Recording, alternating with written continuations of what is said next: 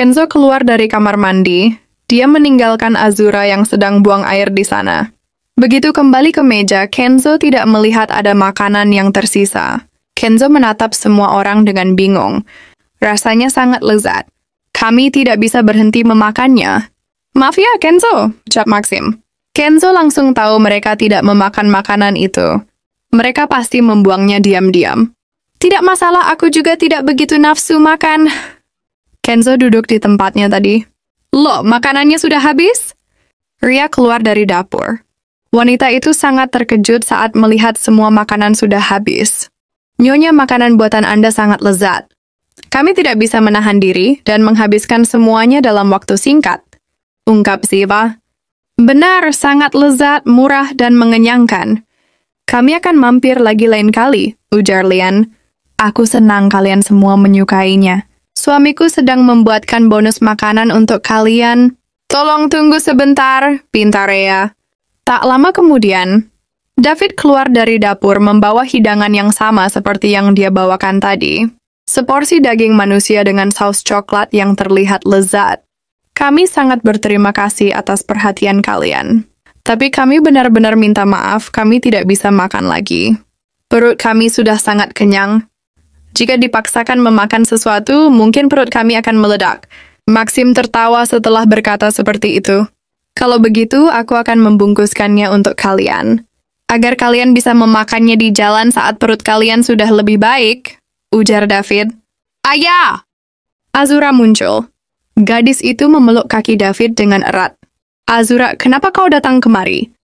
Bukannya kau bilang akan bermain di rumah seharian? Tanya David. Aku bosan. Tidak ada ayah dan ibu di rumah, aku kesepian. Makanya aku datang ke sini, jawab Azura. Apa yang sedang Anda lakukan? Bisa-bisanya aku meninggalkan putriku sendirian di rumah. Maafkan aku ya sayang. Nanti setelah aku dan ibumu menutup restoran, kita akan pergi ke taman untuk bermain bersama, ucap David dengan lembut. Benar ya ayah? Janji kan? Azura bersemangat. Tentu saja sayangku. David menepuk kepala Azura. Azura tidak sabar ya? Tanya Rea. Iya ibu. Aku tidak sabar bermain bersama kalian, jawab Azura. Pemandangan itu disaksikan oleh para remaja di sana. Masing-masing dari mereka memberi ekspresi berbeda. Maxim tersenyum lembut. Lian sedikit tersipu dengan wajah imut Azura. Zeva dan Zafi tersenyum kecil. Gio memberi wajah datar namun ekspresinya terlihat sedikit bersemangat. Sementara itu Kenzo adalah satu-satunya yang merasa tegang. Imutnya, seletuk Lian. Mendengar perkataan Lian, Azura menatap gadis itu sejenak sebelum bersembunyi di balik kaki ayahnya. Dia benar-benar imut, ujar Maxim. Dia merasa gemas. Azura, jangan seperti itu. Maaf ya putriku sedikit pemalu akhir-akhir ini. Padahal biasanya dia tidak canggung di depan orang lain, ujar David. Siapa namamu adik kecil? Tanya Zavi. Azura David, jawab Azura. Tadi kalian bilang Azura bermain di rumah sendirian. Apa dia tidak punya saudara atau teman? Tanya Lian. Azura tidak memiliki saudara. Dia juga sulit mencari teman karena kebanyakan orang yang tinggal di sini adalah para remaja dan orang dewasa. Jawab Ria. Itulah sebabnya. Kenapa Azura lebih sering menghabiskan waktu di rumah daripada di luar rumah? Selain itu, kami berdua sibuk mengurus restoran, sehingga tidak bisa meluangkan waktu untuk bermain dengannya. Sebenarnya, aku selalu ingin menemani Azura, namun sangat sulit untuk mengatur waktu. Lanjut Ria dengan suara sedih. Jam berapa restoran ini tutup? Tanya Ziva. Biasanya kami tutup pukul 9 malam. Tapi kami akan tutup lebih awal hari ini. Mungkin pukul 4 sore, jawab David. Kebetulan sekali kami memiliki waktu luang. Bagaimana kalau kami yang mengajak Azura bermain ke taman, usul Zeva? Apa tidak merepotkan? Tanya Rea. Tidak kok. Kami memang datang untuk bersenang-senang. Tapi kami tidak tahu kemana harus pergi. Sepertinya bermain di taman sebentar tidak masalah, balas Zeva. Apa kau mau bermain bersama kakak-kakak ini, Azura? Rea menatap putrinya. Mau! Ria mengangguk malu-malu. Kalau begitu, kami titip putri kami sebentar, ya, ucap Rhea. Baik, kemarilah Azura. Zeva memanggil Azura sembari menggerakkan tangannya. Gadis kecil itu mendekati Zeva. Dia mendongakkan kepala menatap sosok cantik di depannya. Kau cantik sekali. Puji Azura, terima kasih. Zeva tersenyum kecil. Setelah membayar makanan, mereka keluar dari restoran. Taman bermain ada tepat di sebelah restoran. Nah, Azura, ayo bermain bersama kami. Maxim dan Lian mengajak Azura untuk bermain bersama. Sementara sisanya duduk di tempat duduk berbentuk jamur. Anak itu sangat imut, ujar Zavi. Iya, Gio mengangguk setuju. Kau benar, dia terlalu imut. Apa kau lihat bagaimana dia menyebutku cantik? Zeva merasa tersipu. Biasanya anak kecil tidak berbohong. Apa kalian baik-baik saja dengan ini? Tanya Kenzo. Ada apa, Kenzo? Tanya Zeva. Aku harus menghabisi keluarga David tanpa tersisa. Artinya aku juga harus menghabisi gadis kecil itu, ujar Kenzo. Kau ingin menghabisinya? 3 remaja itu menatap Kenzo dengan wajah datar. Ini adalah misi pertamaku. Jika aku tidak bisa menyelesaikannya dengan baik, maka Paman Marcelo akan sangat kecewa padaku, ujar Kenzo. Kau belum menjawab pertanyaan kami. Kenzo, coba jawablah dengan jujur. Apa kau mau menghabisi gadis kecil itu untuk menyelesaikan misimu? Tanya Zeva. Aku tidak mau melakukannya, jawab Kenzo.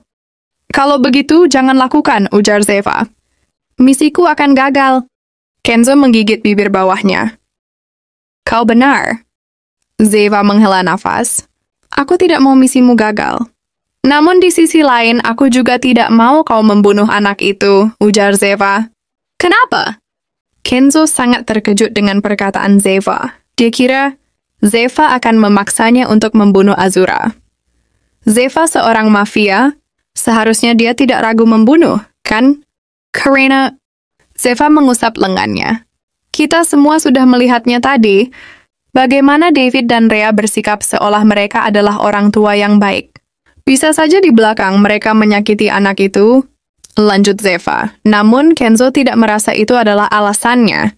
Maksud Kenzo, sikap Zeva terlalu aneh dan alasan tersebut tidak masuk akal. Apa yang kalian bicarakan? Maxim mendekat. Haruskah aku tetap membunuh anak itu? Tanya Kenzo. Semua keputusan ada padamu. Tapi kalau kau meminta pendapatku, aku akan menjawab tidak, ujar Maxim. Kenapa? Apa? Kau tidak tahu alasannya? Maxim terkejut. Mendengar itu, Kenzo melirik Zeva dan yang lain. Nampaknya mereka semua memiliki alasan yang sama untuk menolak membunuh gadis itu.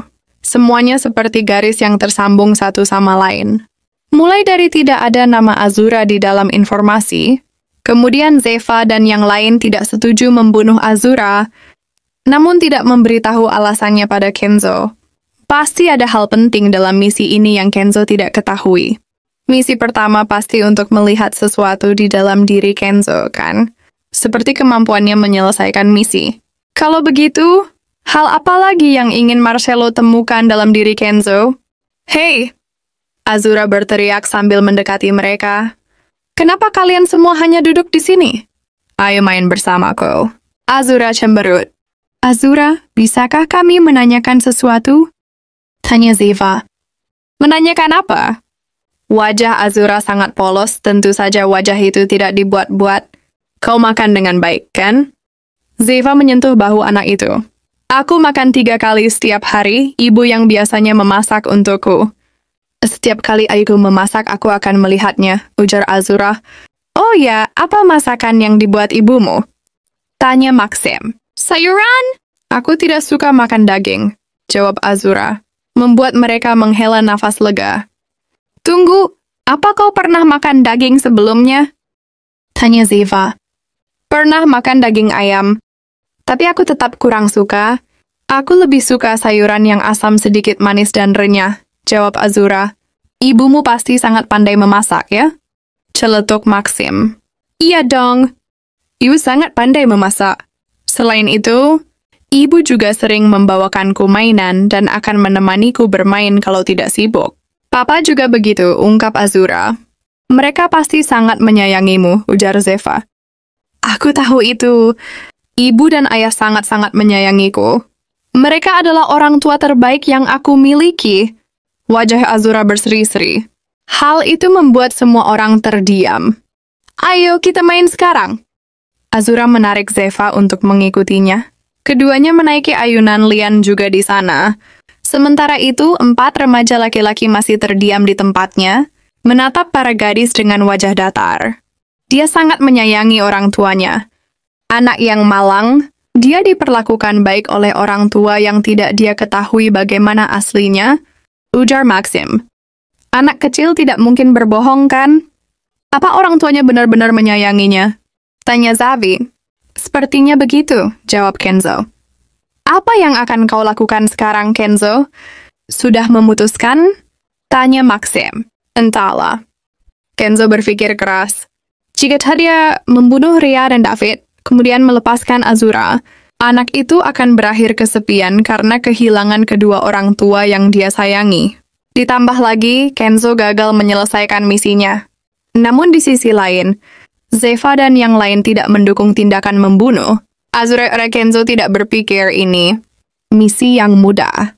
Siapa yang harus Kenzo ikuti? Marcello atau yang lain? Anak-anak, aku membuatkan minuman untuk kalian.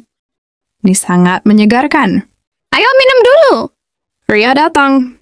Kebetulan sekali aku sangat haus. Ayo, Gio. Ya, Maxim lebih dulu berdiri, dia menarik Gio untuk mengikuti Rhea.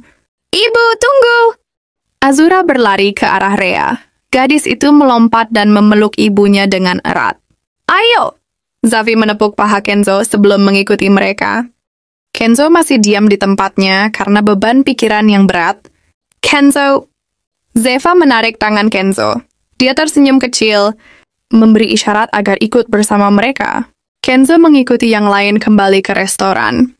Rhea meletakkan beberapa gelas minuman yang terlihat segar dan menggiurkan. Wah, ini terlihat sangat menyegarkan, ujar Maxim. Remaja itu mengambil gelas. Dia meneguk minuman tanpa ragu.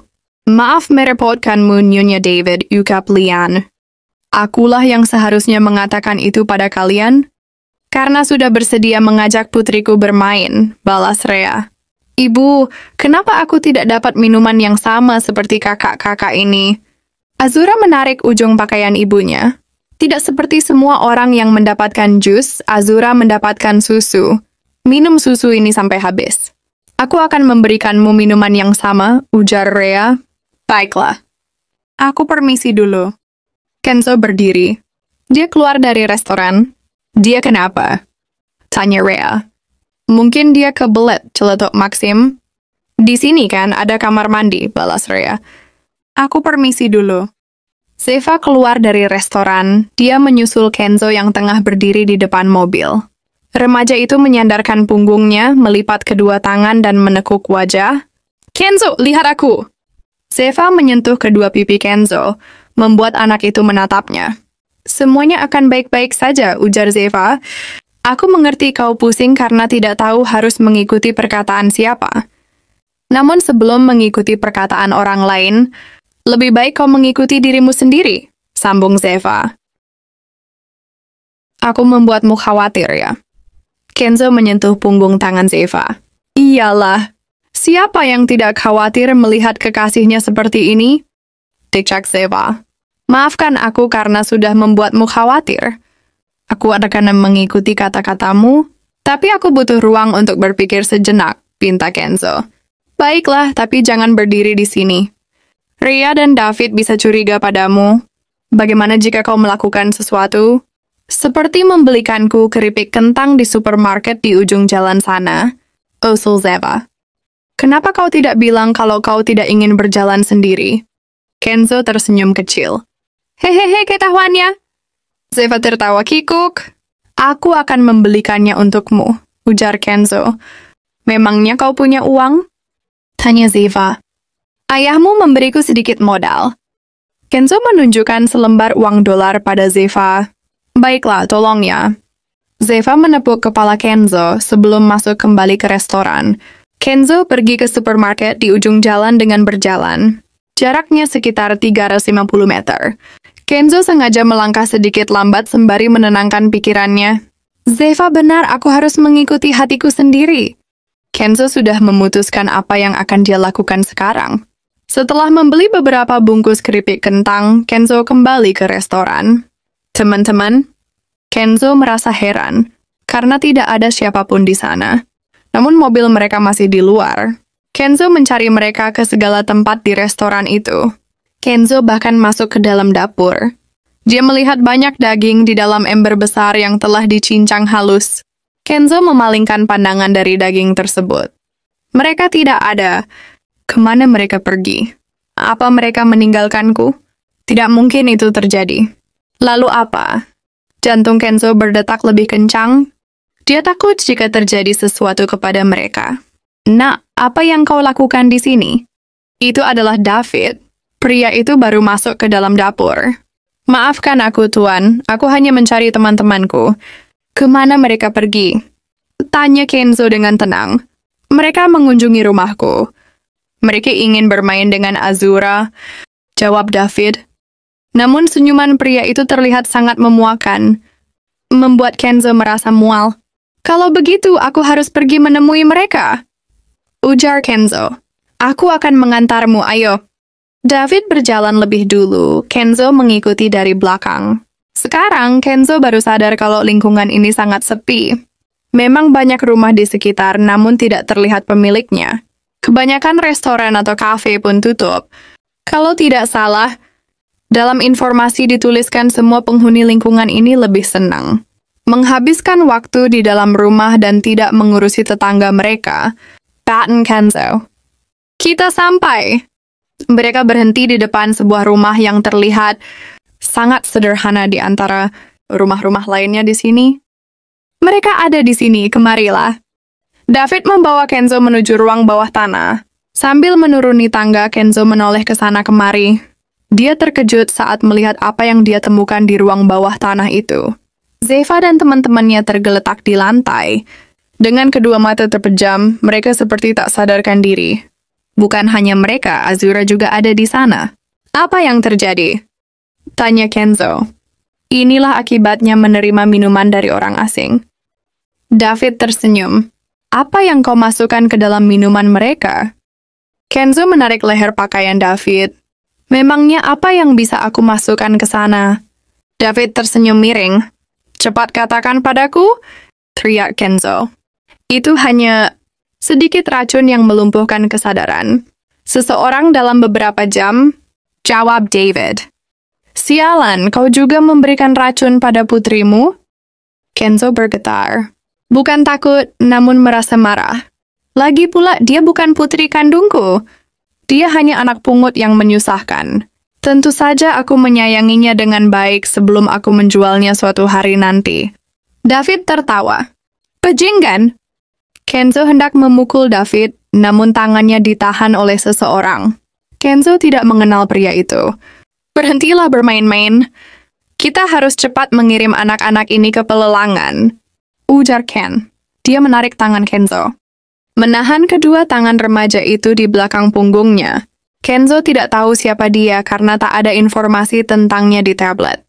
Mendengar Ken membicarakan tentang pelelangan, nampaknya mereka baru bekerja sama. Karena sejak awal David tidak memiliki riwayat menjual seseorang ke pelelangan, Marcello juga tidak menuliskan apa-apa soal pelelangan di informasi. Tenanglah Ken, aku hanya sedikit bersenang-senang, ujar David. Singkirkan saja putrimu itu. Ingat, kau hanya boleh menyerahkannya setelah dia berusia 20 tahun. You cap, Ken. Apa kalian bertengkar? Ria muncul. Wanita itu membawa sebuah pisau yang dilumuri darah. Tidak, kami tidak bertengkar sama sekali, sayang. Ngomong-ngomong, apa kau baru selesai bersenang-senang? Tanya David. Iya, sangat menyenangkan melakukan pekerjaan tukang daging. Ria tersenyum. Oh ya ampun. Anak tampan, kau pasti terkejut dengan semua ini, kan? Sayang sekali kau tidak bernasib baik. Jika saya kau tidak kembali, kau pasti masih hidup. Kau datang menemui ajalmu sendiri. Ria menepuk pipi Kenzo. Jelang! Teriak Kenzo. Apa kau bilang? Ria menampar pipi Kenzo. Dasar bajingan kecil ini. Berani sekali kau. Ria menampar Kenzo sekali lagi. Sudah hentikan itu, sayang. Kita tidak boleh membuatnya lecet atau para nyonya itu akan marah. David menahan tangan istrinya saat wanita itu hendak menampar Kenzo sekali lagi. Kalian benar-benar kejam, lirik Kenzo. Nak, kau harus tahu tidak ada kebaikan yang murni di dunia ini. Dunia kita telah dikuasai oleh kejahatan. Bahkan kenakalan remaja pun termasuk kejahatan. Kau juga salah satu dari para remaja nakal itu, kan? Dasar munafik, ujar David. Kenzo melirik Zeva dan teman-temannya. Dia merasa tidak percaya kalau mereka berhasil diracuni seperti itu. Mereka memang sering bermain-main, namun tidak mungkin ceroboh, kan? Kapan truknya akan datang? Tanya David. Mereka akan segera datang dalam 5 menit, jawab Ken. Itu waktu yang cukup, ujar Kenzo. Apa maksudmu, nak? Waktu yang cukup untuk kabur? Kau tidak bisa kabur. Kau ini hanya remaja biasa, sedangkan kami akan segera bergabung dengan mafia. David tertawa. Kenzo menarik nafas dan menghembuskannya beberapa kali. Setelah merasa cukup tenang, Kenzo menginjak kaki Ken dengan kuat. Ah! Ken terkejut. Injakan kaki itu sangat keras, hingga membuatnya melepaskan Kenzo. Apa yang kau lakukan? Kenapa kau melepaskannya? David terkejut. Kenzo bergerak cepat. Dia menarik pisau yang dipegang Ria. Dalam satu gerakan, Kenzo membuat Ria menusuk lehernya sendiri. Sayang! David berteriak terkejut melihat pemandangan itu. Dasar kau babi sialan, berani sekali kau.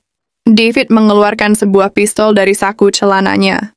Dia membidik dan menarik pelatuk, namun sebelum peluru itu mengenainya, Kenzo lebih dulu menghindar. Peluru tersebut mengenai Ken yang hendak menyerang Kenzo dari belakang. Ken langsung terjatuh dengan kepala berlubang. Apa? David jadi panik setelah dia menembak Ken. Saat itulah, Kenzo menendang pistol yang dipegang David hingga terlempar ke atas. Kenzo menangkap pistol sebelum jatuh ke lantai, kemudian menendang perut David dengan kuat. Kiak! Pria itu terjatuh sambil memegangi perutnya. Dia terbatuk-batuk. Tunggu dulu! David langsung gemetar saat Kenzo menodongkan senjata ke arahnya. Nak, sadarlah. Apa tingkai kekhurat dalam pembunuhan? David gemetar ketakutan. David dan istri memang sering membunuh para remaja dengan mudah, karena para remaja itu biasanya tidak bisa melawan. Tapi apa ini? Kenapa Kenzo berbeda?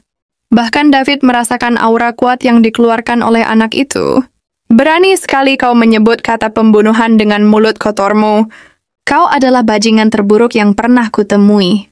Kenzo langsung menarik pelatuk beberapa kali, menembak wajah David. Apa yang terjadi? Dua pria lain muncul. Mereka adalah rekan Ken yang bertugas mengambil para produk yang akan dijual. Kenzo menodongkan senjata ke arah mereka dan menembaki mereka. Setelahnya, Kenzo melepaskan pistol tersebut. Ia memejamkan mata sambil mengepalkan kedua tangan dengan erat.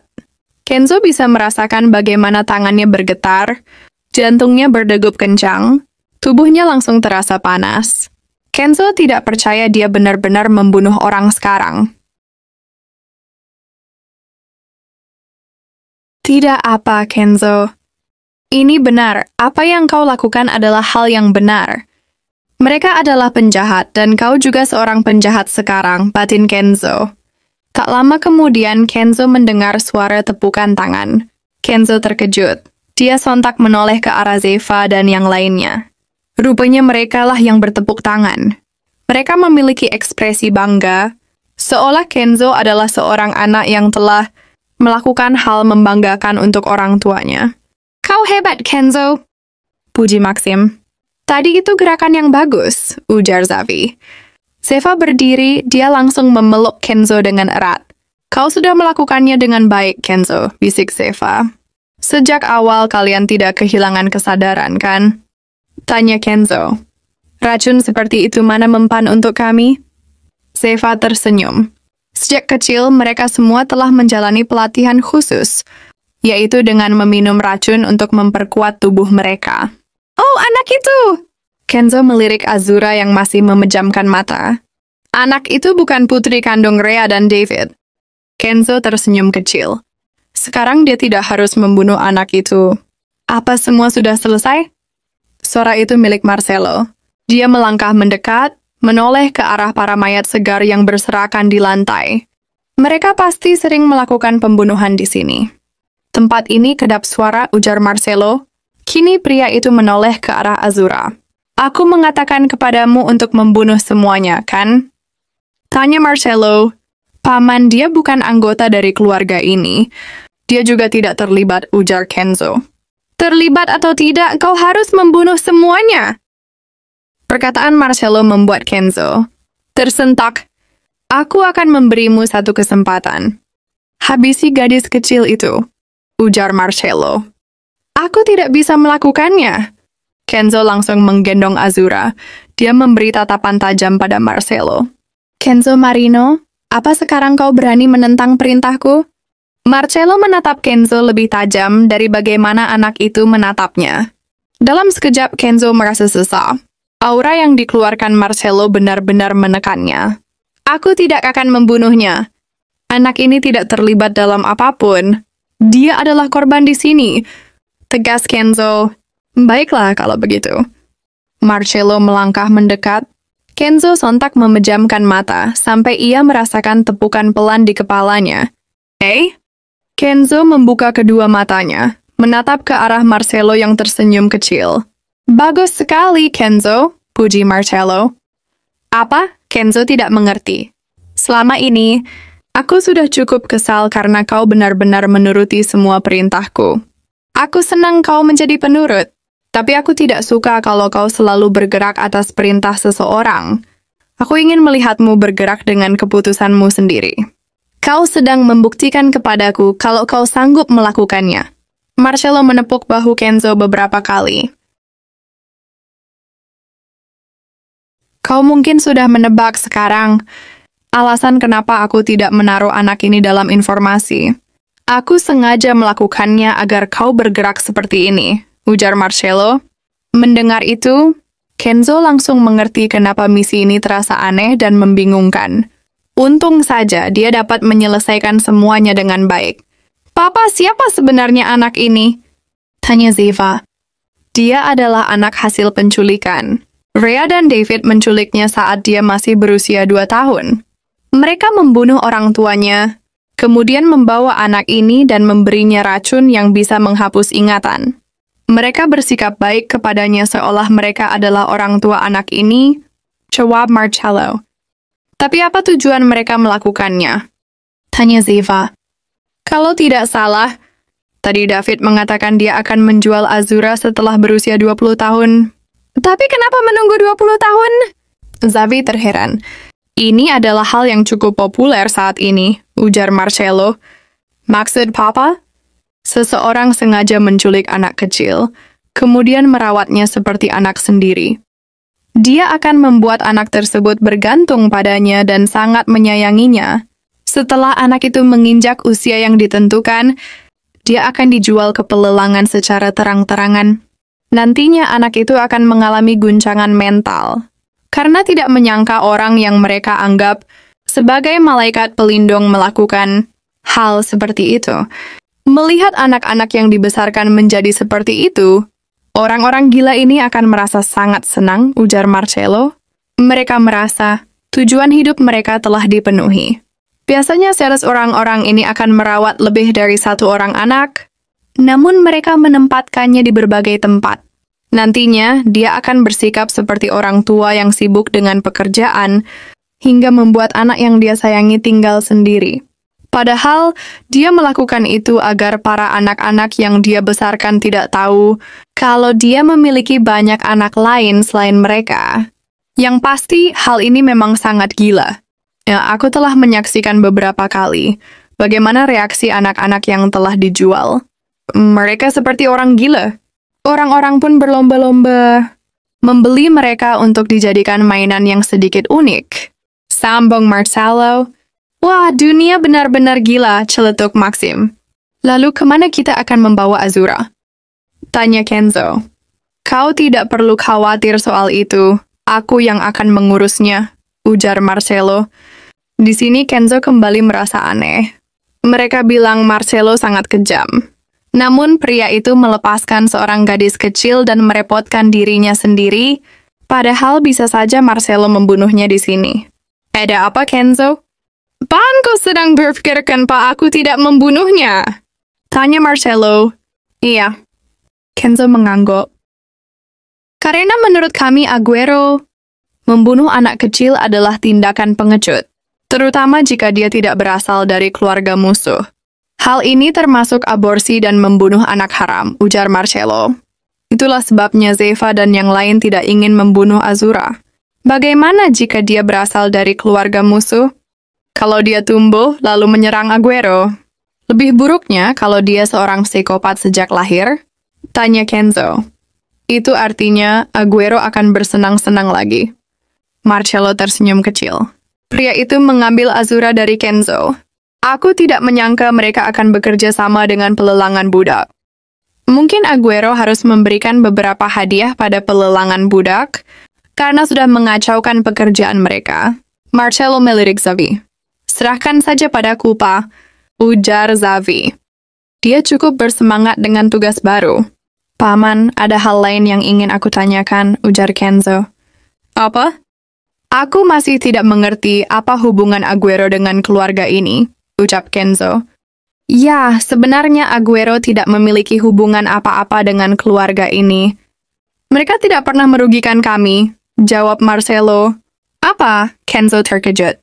Aku hanya menjadikan mereka sebagai bahan praktekmu, terang Marcelo. Sekarang Kenzo mendapatkan alasan lain kenapa mereka begitu lemah. Lalu Kenzo, karena kau sudah berhasil menyelesaikan misi pertamamu dengan baik, aku akan memberikanmu hadiah. Katakan padaku apa yang kau inginkan. Marcelo menatap Kenzo yang mulai berpikir.